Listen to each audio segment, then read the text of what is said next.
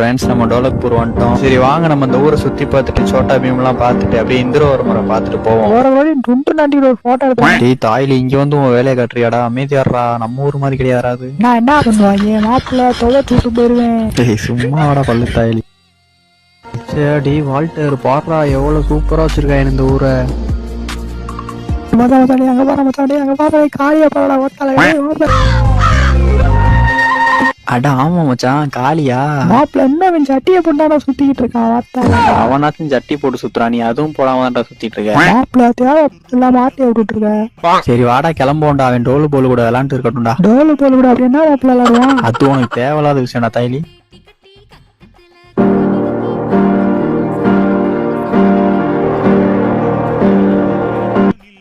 மச்சான் விட்ட சோட்டா பீம் எங்க இருப்பான்னு கேள்றா. ஐயா அந்த சோட்டா பீம் எங்கேயா இருக்கான்? ஓ சோட்டா பீமை கேக்குறீங்களா?